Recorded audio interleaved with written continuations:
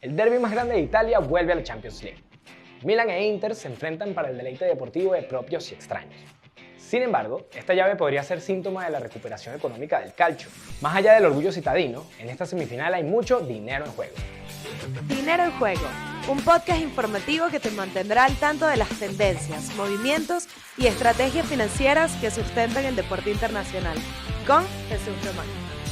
En el episodio anterior te contamos cómo llegan los proyectos deportivos detrás del Manchester City y el Real Madrid a las semifinales de la Champions 2023, en lo que seguro será recordada como una llave histórica para ambos equipos.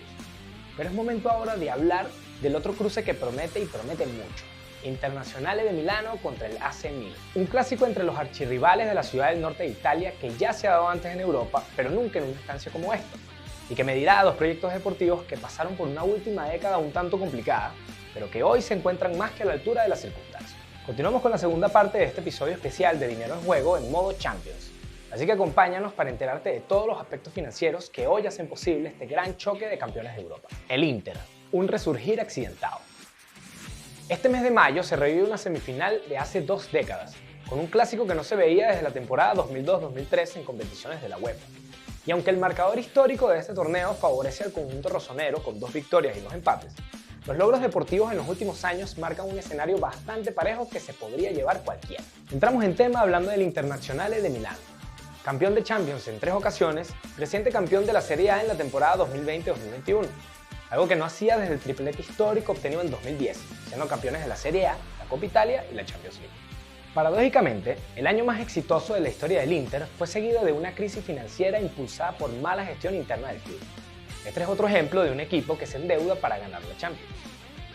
Con el peso de una plantilla de jugadores con sueldos muy elevados para su infraestructura y un modelo económico condicionado por la sucesión de la familia Moratti, dueños del equipo por más de 45 años, la crisis se fue acrecentando, y fue así como en el 2013, el presidente y dueño Massimo Moratti decidió vender el equipo al multimillonario empresario de Indonesia, Erick Thohir, miembro de la familia copropietaria del grupo automovilístico Astra International y parte del consorcio dueño del equipo de la NBA, los Philadelphia 76ers, y del equipo de la MLS, el DC United.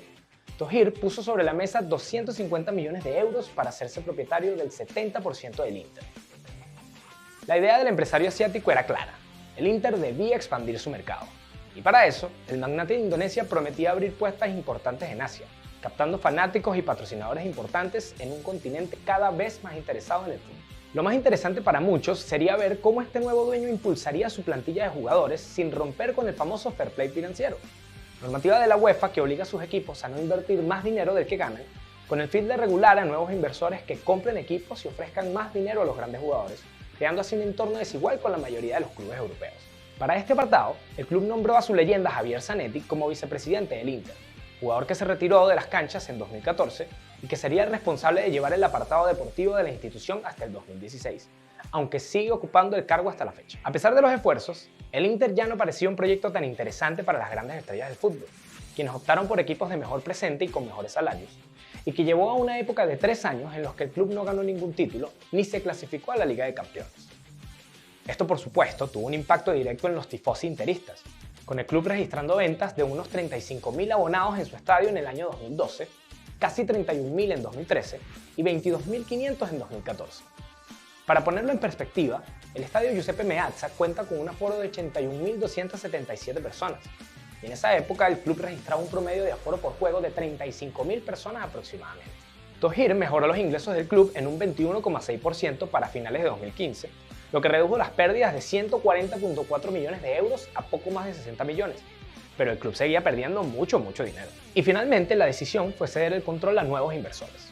Es así como llega Sony, un grupo chino de distribución electrónica que en 2016 compró casi el 70% del Inter de Milán por unos 306 millones de dólares, reduciendo la participación de Thohir del 70 al 30%, y con la compra de las acciones restantes que aún poseía Massimo Moratti, que representaban el 29.49% del club, dejando el 0,4% restante en manos de diversos accionistas minoritarios. De esta manera, las pérdidas económicas que atacaban al Inter se fueron reduciendo año tras año, reportando en 2018 pérdidas de 17,7 millones de euros.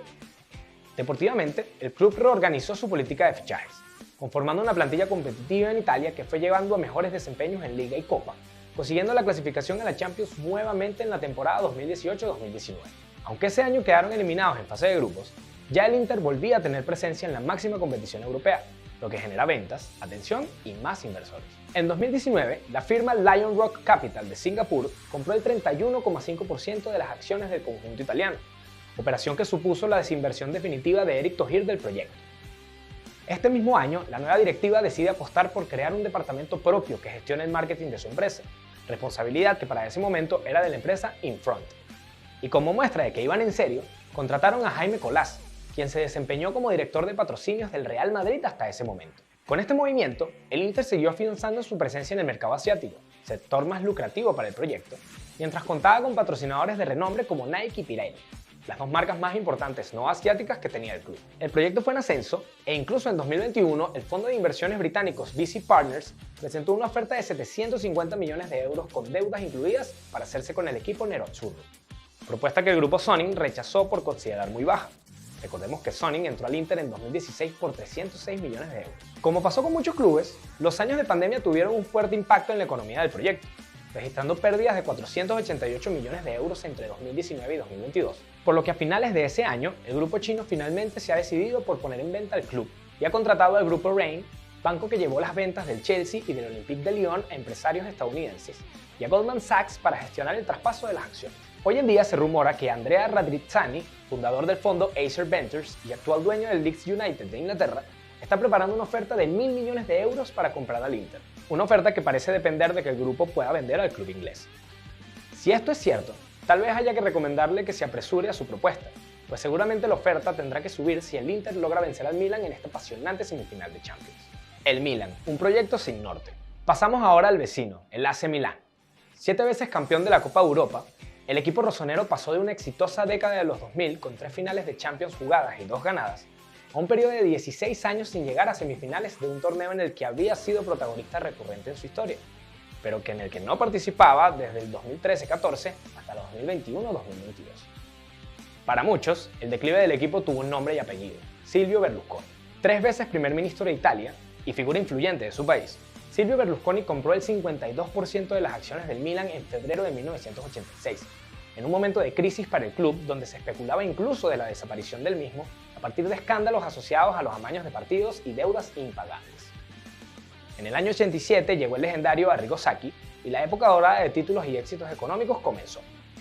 Sin embargo, ya para finales de los años 2000 y con la Champions ganada en 2007, el proyecto deportivo del club no parecía tener un norte. Al margen de las vinculaciones del equipo con el famoso Calciopoli a mediados de los 2000, los grandes jugadores no parecían tener recambio en la plantilla, y la política de fichajes se enfocaba en buscar jugadores económicos, aun cuando en los papeles había capital para invertir. Para el año 2011, la falta de un proyecto económico era evidente, y eso empezaría a afectar el desempeño deportivo.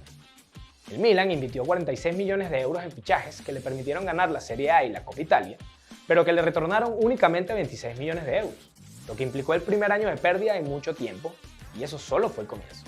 La temporada siguiente la pérdida fue de 34 millones de euros, destacando la salida de Pirlo, Nesta, Gattuso y otros que fueron base de aquel equipo campeón de Europa que nunca se reinventó. También se fueron Ibrahimovic y Thiago Silva, dejando el equipo con una plantilla poco competitiva. A diferencia de sus vecinos nerazzurris, el éxito europeo del Milan lo mantuvo en el radar de marcas y patrocinios importantes, pero la falta de dirección deportiva y las pérdidas económicas fueron desinteresando al mundo financiero.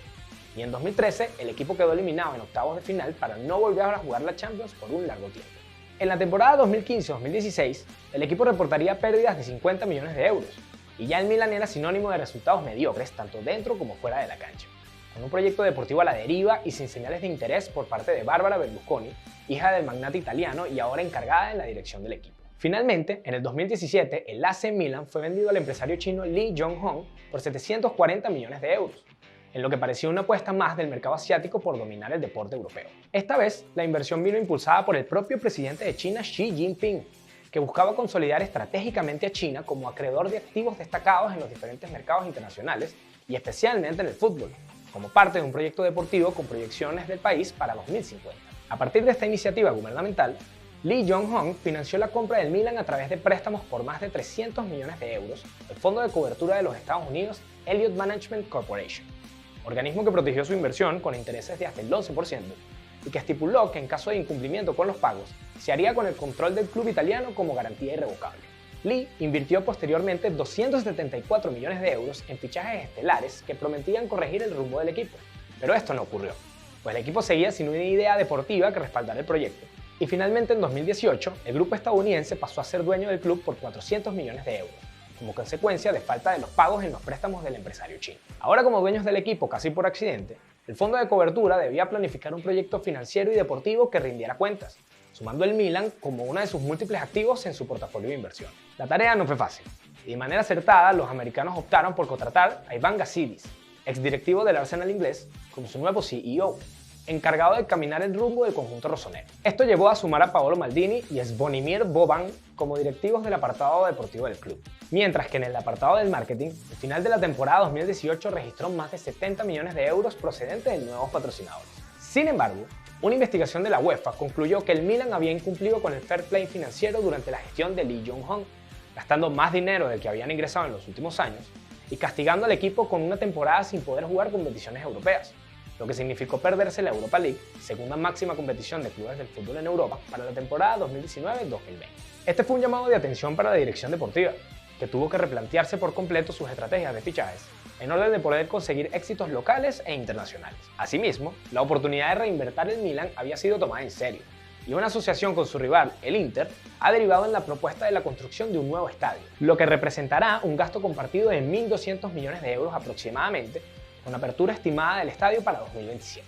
Como es costumbre en Italia, el Milan y el Inter comparten el estadio que los tifosi milanistas llaman San Siro, pero ninguno de los dos clubes es dueño del complejo, pues es propiedad del gobierno local. Por esto, la inversión planteada para el nuevo estadio implica un alquiler de 90 años para los dos clubes y un potencial aumento de ganancias anuales para cada equipo de los 40 millones que se perciben actualmente a unos potenciales 100 millones de euros. Asimismo, el Milan ha decidido seguir apostando en grande, y en 2021 creó su propia compañía de medios llamada D-Studios, con el objetivo de potenciar su imagen y presencia en los mercados globales. Lo último de esta historia de traspasos de los clubes de Milano fue la compra del Milan por el fondo estadounidense Redbird Capital, por 1.200 millones de euros, operación en la que también participan la franquicia deportiva Yankee Global Enterprises, la dueña de los New York Yankees, e incluso LeBron James, y sumando el conjunto italiano al Liverpool inglés, al Toulouse de Francia y a los Boston Red Sox de la MLB, entre las inversiones deportivas del fondo americano. Esta venta representó un éxito para el fondo Elliott Management, pues su inversión total al club fue de 740 millones de euros, dejando una ganancia de 500 millones.